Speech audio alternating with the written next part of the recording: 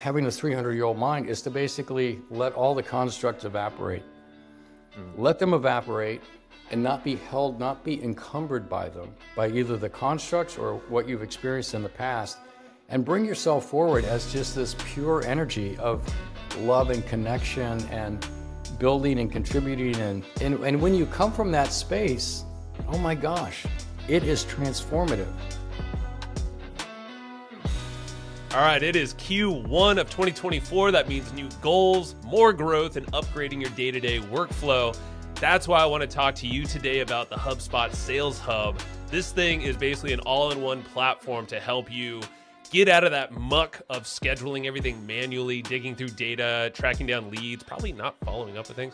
Sales Hub will flip everything on its head. This thing's an easy-to-use suite of powerful tools. It's going to help you convert contacts into customers quicker, accelerate sales with smart sequences, manage deals with simple and powerful tools, and help you forecast a lot smarter.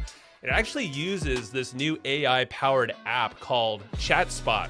Combines ChatGPT with HubSpot Smart CRM. Basically, you can ask this thing to create more revenue for you and deliver it as well. So you can ask it to track down contacts, competitors, summarize sales, and actually draft emails for you. So now's the time to close more deals and get on track. Make Q1 your best yet. Explore the new HubSpot Sales Hub and AI tools like ChatSpot at hubspot.com/sales. Hey, this episode, I want to share a special gentleman that I got connected with recently that's redefining the way I'm thinking and also approaching like my physical body and life in general. It's taking from like this binary way of thinking to more of a quantum exponential way of thinking. And that'll make a lot more sense in a moment. So this is why I brought Dr. Jeffrey Gladden on the podcast, and his philosophy of life, living, business, all this, it basically is to embody a physical body of a 30-year-old and then have a mind, wisdom, full of life experience and wisdom of a 300-year-old. I know it sounds kind of crazy. You're going to see what I mean in this episode. And also make sure to check out Dr. Gladden's book called 100 is the New 30. This is the philosophy. He's going to share it here, and guarantee you're going to have a whole bunch of light bulb moments. So let's get into it. It's great to see you again. I mean, we met, in Florida about a month ago or so. Yeah. Mutual buddy, Yeah, we Jim did. Bunch. And yeah. Yeah, great to see you too. Yeah, some really nice energy down there, wasn't there? I mean, some really cool stuff going on. Some nice collaborations that are actually coming to fruition out of that little roundtable meeting we had at lunch. So yeah, I'm happy. Yeah, it doesn't always happen, right? Where it extends outside of the room. So. Right. Right. So, I mean, and I've been chatting with Leonard a lot, on your team and what you're doing over there at Gladden Longevity. And I mean, you're doing so many interesting things that I feel like is more timely by the day, speaking a lot about energy. And as we're getting older, the stressors of life, I mean, all the way back to the heart work that you did, the, cardiology, all the stuff you did back then. I would love to bring us up into this bigger idea that we were talking about, is really the role of energy as we apply it to not only life, but business, and as we're getting older with the aging process, with the stressors of life, maybe the speed of the world as well. That's where I'd love to get some of your insights and maybe some quick thoughts here to kick us off. Well, I think, as I have thought about it, and I've thought about it for a long time, as you mentioned, I did practice cardiology for 25 years, and I did a lot of things in that space that we don't need to recount right now. But I left all that about 12 years ago after I got sick in my 50s and was told I was just getting older when I went in to get tested. And I was told, why don't you take an antidepressant? And it was 2.5 years later that I was able to crack the code from going into functional medicine, integrative medicine, age management medicine, and really kind of unraveling the knot of what was going on for me. So that started me down the pathway really of leaving sick care to go into healthcare. And as I've gone into healthcare, initially it was about optimizing health, but then I started to think about, well, how do we optimize longevity? And it became an interesting kind of conversation with myself. What is longevity, right? If you look it up in the dictionary, longevity, and if you're an entrepreneur and you're listening to this, you may have some thoughts about longevity, right? So I want to have longevity in my work. I want to have longevity in my life. The way I've come to understand it is that the word longevity just means to live for a long time, right? And yet I realize that what we all value about ourselves is really our youthfulness, right? Yep. We value our youthfulness, our capabilities, our ability to perform, intellectually, sexually, physically, to be able to partake in life. We love being young, right? And so it really dawned on me that longevity should be about living young for a lifetime. And so the book that I wrote, 100 is the New 30, the subtitle is How Playing the Symphony of Longevity Will Enable Us to Live Young for a Lifetime.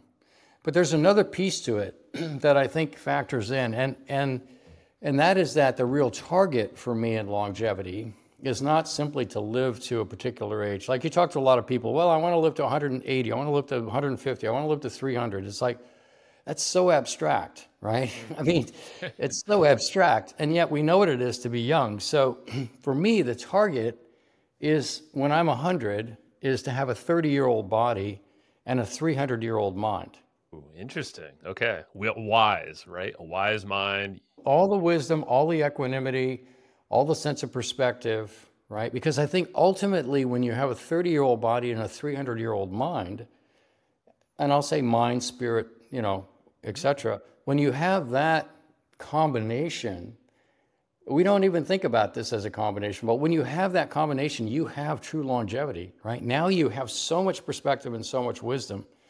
And one of the things that I've discovered is that really the tragedy of life for gifted and talented people, like the people that are listening to this podcast, is that, every year of your, or every decade, quite honestly, of your professional life, you have an exponential increase in your impact and your opportunities. Exponential impact going up. And yet the aging process is an exponential process going down, right? We age so much more between 70 and 80, 80 and 90, right? Yeah. And so you're in an exponential game, and many people have a linear strategy, right? Oh, I'm going to biohack. Well, that's a linear strategy to an exponential problem, right? It's not good enough. It's not good enough. You have to understand more than just, I'm going to take some supplements, right? It's not like I'm going to eat better, exercise, take some supplements, and that's an exponential strategy, because it's not. It's a linear strategy, right? And people get sort of duped into thinking they've got the right strategy, which may work for 3 or 4 or 5 years, but ultimately those people get old too, right?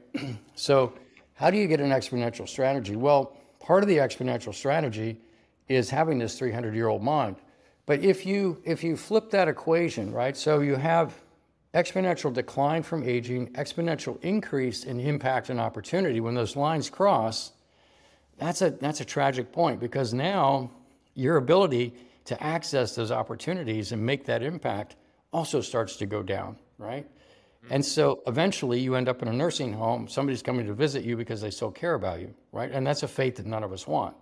Right. And so the point is that if you stay 30 for the rest of your life, if you physically stay 30 for the rest of your life, and you add in all this wisdom, right? All this psycho-spiritual wisdom that comes with that, you can actually have a massive exponential rise in your impact and opportunity. The return on investment for that blows away any other investment you will ever make in your life. There's a lot there, yeah. Because I mean, and I think the visuals of the cross section of that graph, the up and down of both, and the fact that you're absolutely right. And I never thought about it this way, but each decade you're exponentially more impactful in whatever we're doing. And us as business owners, especially if we have something we're spreading and messages around, we're getting wiser. So if we can keep that momentum going, everyone benefits. That's right. So I think if you're listening to this, the thing to ask yourself is, what's my target? What am I going for? Because one of the things that I found is that in life, you really only get the answers to the questions that you're asking. Yeah. So if you're asking the question, well, how do I sell my business so I can buy a boat and sail around the world? Well, that's the answer that you'll get, right? If you're asking, how do I retire so I can play more golf with my buddies while I slowly fade into the sunset? Now, yeah, I want to live a long time so I can play golf a long time. Well, those are the answers that you'll get. But if you're asking the question, how do I stay young? How do I stay 30, right? I'm 27, right? I wake up 27 every day. Yeah. And, right, I wake up 27 every day. And I'll give you my chronological age in just a moment. But, if you focus on, if you're asking the question, how do I stay young? And how do I have a 300-year-old mind? Right? Now it's like, okay, now I really have legs to go forward. Now longevity actually means something. It represents bigger opportunities than I could even imagine. And so that's the future that I want, quite honestly. And I think a lot of people do once they realize it's accessible. Oh my gosh, yeah. And it's asking better questions of ourselves seems to create a new reality for ourselves of what's possible. 100%. Yeah. That's right. 100%. One of the things in the book that I talk about is the life energy circle, right? And there are really 4 circles that I address in the book. One is the life energy circle, which is focused on the psycho-spiritual. The second one is the longevity circle, which is really focused on the hallmarks, the phenotypic expression and drivers of aging, right? Those biological processes that underlie the aging process, which medicine in general never addresses, right? Cardiologist, only taking care of symptoms. Functional medicine doctor, it's great, but they're looking for the root cause of those symptoms. They're not looking at the root cause of aging per se, right? Even when they're doing their longevity stuff, they're dabbling. They're not really going hard at it to actually see how do we reverse these things. So when you have the mindset of actually doing longevity medicine, you're focused on those drivers of aging. So the next set of circles is focused on that. Then the third set is on health, all the different organ systems, right? Everything that you would imagine. And then the fourth is basically performance. So how do I remain fast, agile, strong, quick, balanced, right? With great flexibility, great cardiovascular endurance, and great recovery. How do I do that? And how do I learn how to get into flow states? And things like this, right? So the cognitive ability really comes out of the health circle, but this performance piece is there, right? Because you want to be able to enjoy your life, right? And so that's the fun. So really those 4 circles, when you really deconstruct them deeply, you start to be able to develop an exponential strategy for the aging process. And I'm curious, as you know, because we hear longevity, and there's, like you just said, there's a lot of practitioners out there in health in general and wellness. How would you define longevity in your stance? I would define longevity as a 30-year-old body with a 300-year-old mind. I've gotten really, really clear about that's really the target. Because otherwise what is it? It's survival. It's just, I want to decrease my rate of decline. I want to try to maintain, we basically have been so conditioned by the aging process and by the way societies embrace the aging process, and for good reason, right? Everybody's aged and died, right, that we know about. So, but it's become so canonized in society that it's reinforced by our friends, our families, our peers, our government, your workplace. Everything is telling you you're getting older, right? Yeah. And yet, I really think we are the first generation to live at a time where that doesn't have to be the case, right? So that's what makes it exciting. So when you think about that, being able to stay young, then it's like, okay, I don't want to just stay young. I don't want to be in my 20s again and make some of the same mistakes I made in my 20s. I really want to capitalize on all the wisdom I've picked up. Yeah. So then you get to this target of 30-year-old body, 300-year-old mind. And if you're asking that question, you will be, if you're listening to this, if you will adopt that question, quite honestly, it will change your life completely. You will start to think about everything in a different light. It's so powerful. I love it. And I could see there's a couple questions in my mind, but one I want to address right now is the question, like how you frame this question to yourself. It sounds like you wake up every day and it's on your mind. Like, is this how would you recommend folks to go about this? Is it like journaling to really lock in like, hey, this is where I'm going to embody this? Well, there's several things, in the practice in Gladden longevity. One of the things I realized when I was a cardiologist was that I was only asking certain questions. And when I was told that you're sick, yes, you're tired. Yes, you're depressed. Yes, you're putting on weight, but you're just getting older. What do you expect? Taking an antidepressant. And I started to ask different questions. I was like, no, well, how did this happen? Right? And it was in asking different questions that I found different answers and was able to crack the code. So once we did that at Gladden Longevity, once I started to feel really good again, the first question I started to ask was, I wonder how good I can be. If I can feel this good again, right? I wonder how good I can be. How fit, how strong, how mentally sharp, how spiritually, connected, how relationally replete. How good can I be? How good can my life be? How big of an impact can I make, right? How many opportunities can I access? How good can I be, right? And I think that's the first question. The second question then became, how do we make 100 the new 30, right? How do you do that? And then how do you live well beyond 120? Can you crack the Hayflick limit and actually live well beyond 120? And then how do you live young for a lifetime, right?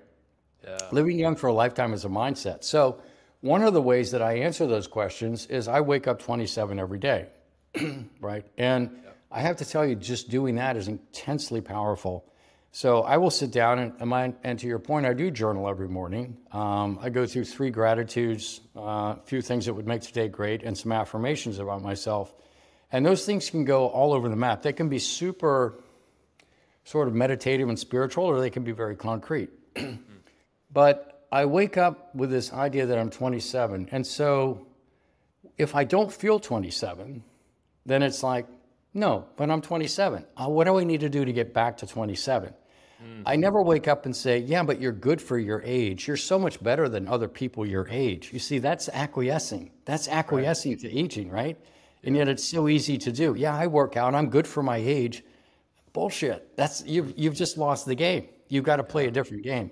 So I wake up 27, and that's been so powerful for me. I mean, just that framing alone, because if you don't believe it, it has to start with us. And we have all this conditioning. I know all of us, we have our own conditions, whatever. We can blame our upbringing for everything, but really you're stunting yourself, if you're stuck in, that's not your container. You're limitless, and it starts with our mind. It's a great point that you make.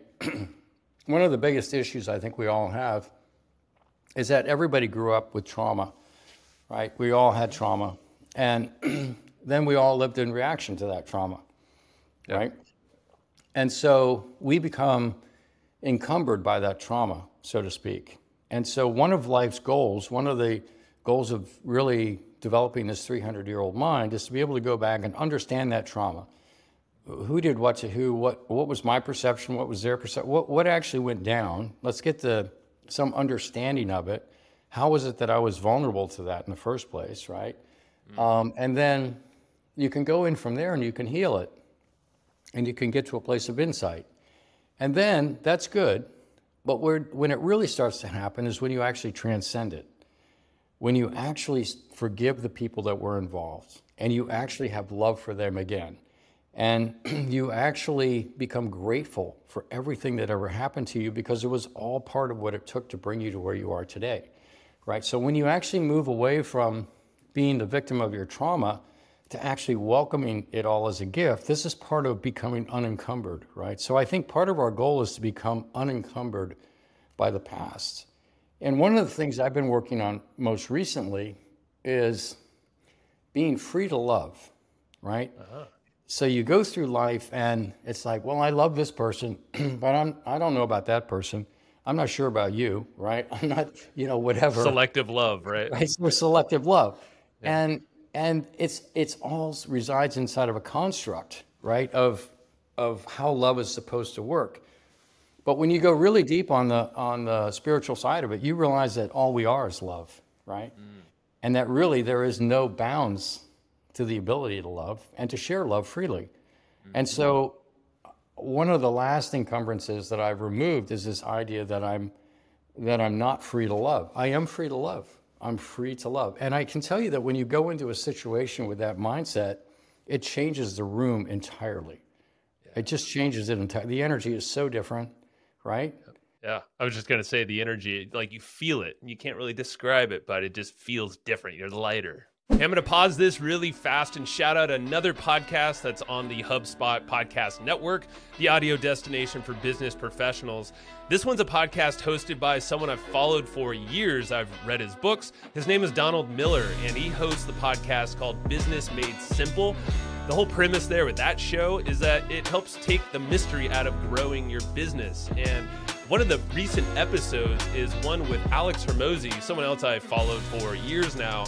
And it's all about talking about the uncertainties that we're living in right now in 2024 and beyond, but how we can take our business and shore it up. There's actually 4 principles Alex shares, and Don gets into it as well. So definitely recommend checking that out. So go listen to Business Made Simple, hosted by Donald Miller, wherever you get your podcasts. Are you looking to earn more online? It's time to meet Kartra. It's your ultimate all-in-one business platform that makes it even easier to boost your income online. So with Kartra, creators, coaches, and experts can turn their knowledge and services into profits. You can create pages, funnels, and attract customers, build membership sites, and share your knowledge, automate your business so you can free up your time and do a whole bunch of other fun stuff. So Kartra has every tool you need to grow your business in one place. And the best part is that it's super affordable and easy to use. So now's the time to streamline and scale your biz. Head over to hustleandflowchart.com/Kartra and snag a free 30-day trial. Again, that's hustleandflowchart.com/KARTRA. That's right. You're lighter, right? You're lighter. And if you're listening to this is how you can tell you're making progress, because when you're making progress on this 300-year-old mind, you will feel lighter, you will feel unencumbered, you will feel in more balance and equanimity. The concepts of stress, right? We always talk about, well, I'm under so much stress. Well, what is stress, right? What is stress? Stress is basically not feeling safe. Yes. Right? That's right. So stress is not feeling safe. So anxiety, depression, stress, anger, fear, it all, for me anyway, devolves down to not feeling safe, right? Yep. And then you realize that there's nothing external to you that can ever make you feel safe. There's no amount of money. There's no products you can develop. There's no relationship you can have. Nothing external to you can ever make you feel safe. Yeah. So then it's like, okay, well, what am I stressing about? This isn't going to make me feel safe. I may have a passion for doing this, but it's never going to make me feel safe. So then how do I give myself safety? Where do I find safety? Because when you have a 300-year-old mind, you do feel safe, right? And again, that comes back to sort of a psycho-spiritual perspective, right? Being connected to something greater. And it's like, oh, I'm an eternal being, and it's great, it's beautiful, it's lovely to be on this planet. But I'm safe. You know, if they drop a nuke on the beach here, it's okay, right? Sure. Right? So ultimately, you end up giving yourself safety, but it frees you up from being tied to the result of something that you're working on as a means to feeling safe. And that's one of the world's biggest traps right there. And it leads to all this stress. Because I still fall into the trap, and I'm sure we all do. And yeah. You know, like when you feel, it all triggers in some other way. For me, it's a tightness in my back or sometimes in chest. And then, you know, but like in the moment, it's so tough to break from that feeling. But then, you know, you step away from your work or go outside or whatever it might be. It seems like the easiest things. And I'm curious of your thoughts here, because I know a lot of us, a lot of entrepreneurs, we're drivers, right? Like it's all or nothing. Yeah. Like the success is on our back. The failure is also on us. So that's a big thing with this show, is like the mental health aspect. I mean, it's real. How do you break from that, maybe that pattern of feeling stress or anxiety, and like catch yourself in the moment? Well, you reframe it. You reframe it is the way that I go about it. It's basically, you just become incredibly grateful for the opportunity to make an impact. If you're talking to a prospective client or you're talking to whomever, it's not about I have to succeed. It's about I'm so grateful for the opportunity to, you know, have a positive impact in this person's life, right? Yeah. And that in itself becomes the reward. That is the reward. There's none of this financial gain. Well, if we hit 6, 8, 12 figures, I don't care. You know, that's never the gain. I had a really interesting epiphany not too long ago in thinking about how do you decide who to work with? That's a big one. Right, it's a big one. How do you decide who to work with? Because I've gotten into some situations with people where like there was resonance around an idea. It's like, oh yeah, that's a good idea. And I feel some resonance with this person. Okay, well, let's go do that. Right? And sometimes it works out and sometimes it doesn't, right?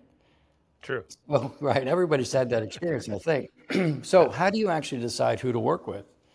So for me, it comes down to, you know, we have a mutual friend, Jim Bunch, and he was talking about mission, vision, and values. So that becomes a starting place. You have to actually delineate your personal mission, your personal vision, your personal values, and see how that marries up to the other person, right? And out of that becomes this idea of, are we doing this for the money, or are we doing this for the opportunity to serve? Where's that coming from, right? And what is it? Do you feel safe in and of yourself? Do you need this to have a certain outcome for you to feel safe? Or are you going to be, in a lather about this kind of thing? Where are you with that? So mission, vision, values becomes the first thing. And then the other thing is the people, for me, have to be inspiring. I have to be inspired by them, right? And the project has to be inspiring. And the next thing is they have to be quantum thinkers. So what do I mean by quantum thinking? Well, I think the world's problems come from binary thinking, right? This is right, that's wrong. Think about every war going on right now, right? It's all binary thinking, right? It's all binary thinking. And yet we know that reality is quantum, right? Quantum energy fields. This is a set of potentials, right? And our thoughts create the reality that exists. So, when you have that, you realize that in quantum thinking, rather than trying to get to an answer, you're looking at the field of all possibilities, and out of that, finding the right solution for this moment in time. So it's the ability to not be tied into a binary thought process. Like, well, this is how we did it in my last company, so we're going to do it again here, right? That's binary thinking. I can't work with binary thinkers. I have to work with quantum thinkers, right? People that are open and looking for the solution, right? Yeah. So, yeah. I like that, yeah, because science more and more is well, I don't know if the science is caught up to it, but quantum thinking in general, like there's just way more than what we can, I guess, define in this stage right now, but we can feel it. Like there's so much evidence around. Tesla talked about it back in the day. One of the other things, I'll just complete this thought on how to decide who to work with, is the other thing that's really become important to me is the people I work with have to want to be a hero to me as much as I want to be a hero to them. Because let's say you and I are working on something, then I want to be a hero to you. I'm going to show up and be a hero to you. And I want you to want to show up and be a hero to me, right? Because if we have that kind of resonance with each other, then that's really good. That's really good energy. And the final thing is, I had this during a deep meditation that came out, which is that really a project is successful not based on the money that you make or even what you accomplish with the project. The real fruit of the project are the relationships that you build out of it. That becomes actually the real prize. Because when you build great relationships with these people that, you've lined up, mission, vision, values, the things we talked about, then you can go on and do many other things together. And there's a joy of life there that exceeds, the accomplishment, so to speak. So anyway, that's part of a 300-year-old mind, right? How do you figure out who to work with, right? So that's a big deal. I mean, hey, there's AI and all the fun stuff, but there's still humanity that we need to master the relational side of things and feeling safe with others and vibing with that energy. And it doesn't end. It never will end. And it's up to us to tap into that and create that expansiveness from that unlimited potential. Man. So I'm assuming this probably layered a little bit into, and correct me if I'm wrong, the life energy circle. Yeah, so the life energy circle has several components to it. The first is mindset, right? Which is, are you married to your questions or are you married to your answers? Yeah. I find many people, particularly professionals, are trained. Like I was a doctor, right? I am a doctor, I guess. But I am full blown. You are, yeah. Yeah, but the point is that you go to medical school and you get trained, right? You go to good schools, you get trained. You're an accountant, you're an attorney, you get trained. You're an engineer, you get trained, right? And then you basically get married to a way of thinking, right? You get married to, well, these are the questions that matter. Here are the answers that have been proven, blah, blah, blah. And everything else is anathema, right? Everything else doesn't count. Yeah. And it leads to binary thinking instead of quantum thinking. So what I've done in my life that's been so helpful is to say that I'm not married to any answer. We literally have thousands of answers. I'm not married to any of them. I'm only married to the questions. Because if something better comes along, let's do that, right? Yeah. Yeah, that's the first thing. The second thing has to do with mental health, right? How you so much anxiety, depression, PTSD. How do you solve that? We talked a little bit about that, the whole trauma cycle. Yep. And then one of the next ones is, how do you have great relationships? We talked about, how do you choose who to work with? But then I think for me, what is a great relationship? What's your definition of a great relationship, right? The vision So for me, it's knowing and being known, and loving and being loved, right? I like that. Right, when you're known and you know the other person. This came to me in a meditation also, right? Where there was this being across this river of love, and it was like, oh my God, telepathically, we were just so connected. It's like, wow, this is heaven. I'm knowing and being known, loving and being loved. I mean, it was like, okay, I get it. This is the new paradigm, right? Yeah. So that becomes really what you're going for in a relationship. So it's really important to know what you're going for, I think. And so 100 is the new 30. That's important to know. 300-year-old mind, 30-year-old body. In a relationship, I'm going for knowing and being known, loving and being loved. And then what does it take to get there? Well, it takes courageous conversations. You got to bring stuff up. Yeah. It's like, this could blow up the whole thing, but I need to bring this up in kind of a loving, I want to bring it up in a loving way, but I need to talk about it. And when you have courageous conversations, this is how intimacy is built. So too many people get into a relationship and they just start sweeping stuff under the rug because it's not that big a deal. Next thing you know, the relationship's super stale, resentment sets in, and everybody falls apart. So you got to really be cultivating it every day. I feel like the conversations I don't know if it's the circles I'm in, but those conversations are happening more and more, a little bit deeper. Yeah, maybe not across the board. It could be age or whatever it is, but I guess, how would you start that with a circle of people? Let's say folks listening, maybe they don't feel they have that so much in their lives right now, that maybe they're the only ones that kind of are starting to think this way, or they're even just hearing us for the first time now. How do you start those courageous conversations? Because I think that opens up so many doors. Oh, it opens up tremendous doors. Well, you and I don't know each other very well, right? I mean, we've met once before. Getting there, but yeah. But we're just kind of brushing up against each other a little bit here. So, if we were going to have a courageous conversation, it might just be, at this stage, it might just be going after questions, right? Like, what are the things that really light you up? What are the things that make you the happiest? What are things like that? Share with me, the things that you love more than anything else, right? What would you do what would something you would do if you weren't going to get paid for it, but you love it so much you would do it anyway, right? Just getting to know you, right? Those are sort of next level questions, right? As you develop a relationship with somebody, then if you're living with somebody or sharing an office with them or whatever, things will come up, right? Things will come up. And it's like, then it's just about not sweeping it under the rug, but saying, hey, and even agreeing to this ahead of time. Look, as things come up, let's talk about it. Nobody's making anybody wrong here. Nobody's accusing anybody. It's just, I'm going to bring forward something that's kind of, it's kind of weighing on me at the moment. I just want to put it out there so we can talk about it, right? There's no blame. There's no, right? And everybody takes responsibility for themselves. And you put it out there, and then if the other person looks at it from a right perspective, they say, that's interesting. Yeah, tell me more about that. I want to understand what that's like for you, right? It's kind of having almost these therapeutic conversations to actually understand before we respond, right? And the deeper you go into that, the more you understand, the more empathy you develop for the other person, and the more opportunity there is then for understanding and knowing and being known. Yeah, and that creates more love, or that bond between the two. Yeah, exactly. And this goes for, I'm just thinking, for any relationship, spouses, partners. I mean, it's so easy to stick at the surface level or stay comfortable. And that's where vulnerable conversations really, I feel like it's only difficult in our minds. But then you open it up, you ask the question, you're like, we're going there. And it's like, we've been there.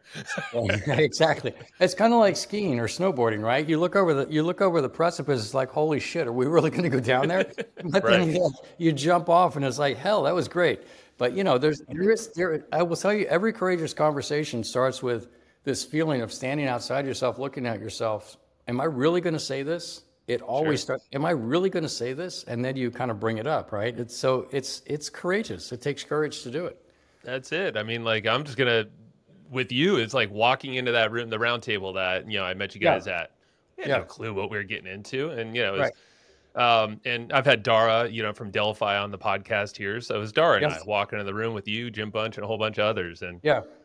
didn't know you, but, I heard the kind of caliber, doctor, but I'm like, holy shit. Okay. We're doing this. And like, And here we are.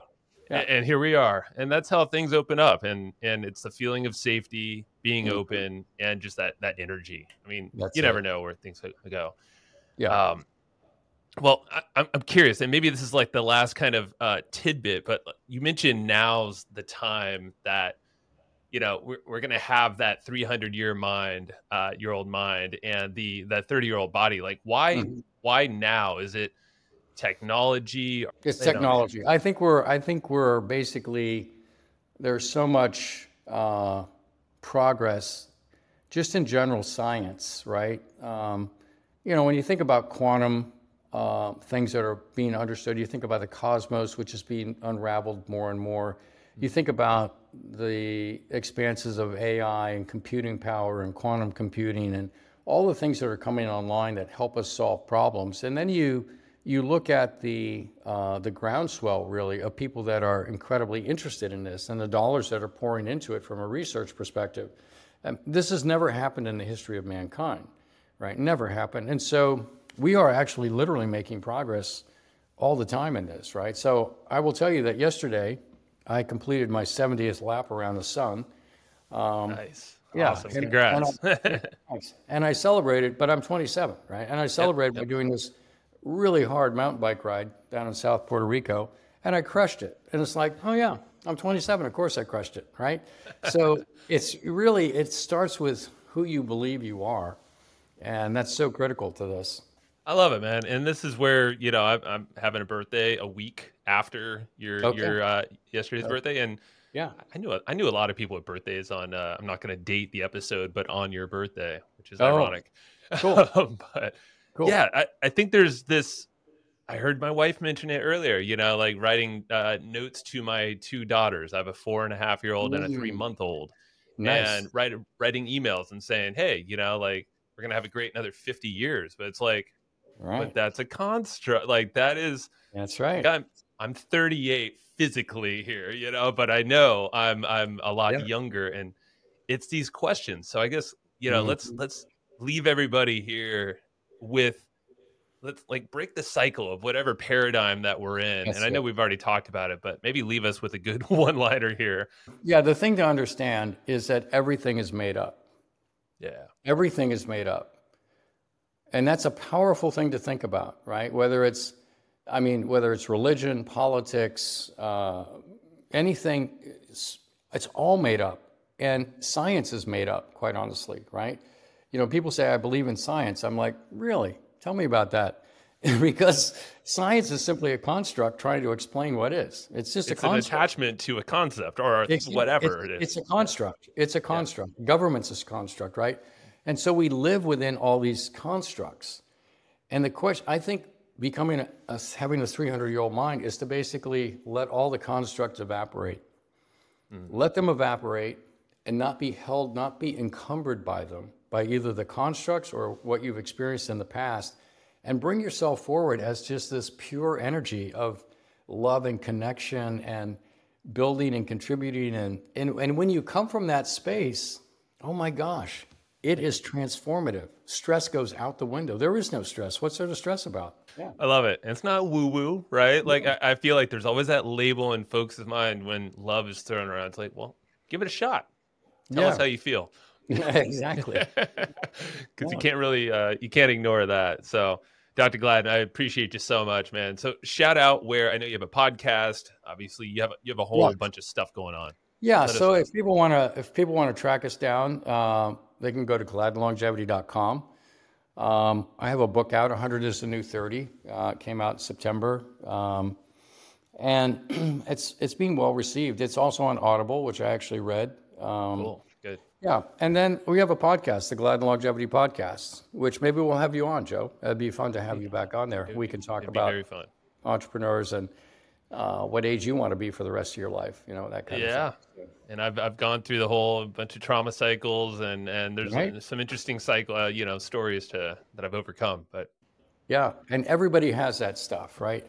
We all feel like we're alone. We feel like we're separated, right? Particularly entrepreneurs. They feel isolated. They feel separated, but you're not, right? And so being able to move beyond that changes your life dramatically. So that's the impact I want to leave with this show. And honestly, it's not the sexiest thing. It used to be a lot of tactics, marketing, strategies. There's some of that, but let's be honest, it's exactly what you said. And honestly, I got to give a hat tip to Jim Bunch in the way, the expansive thinking. He'll be on soon. He hasn't been on here yet. Yeah, I love quite Jim. ready. Yeah, but he and I become good friends. Oh yeah, he's an incredible man. And it's just like when you start to think of impact and expansiveness, you get out of the minutia little stuff. And I feel like tactics are that. I mean, they're important, but let's be honest. It's expansiveness. So that's right. All right, man. Appreciate your time. Go enjoy the beach. I know you're looking at it over there. So yeah, that's right there. Well, Joe, thank you so much. This was a lovely conversation. Really great to get to know you a little better. So thanks so much. Yeah. All right. Yeah. Appreciate you.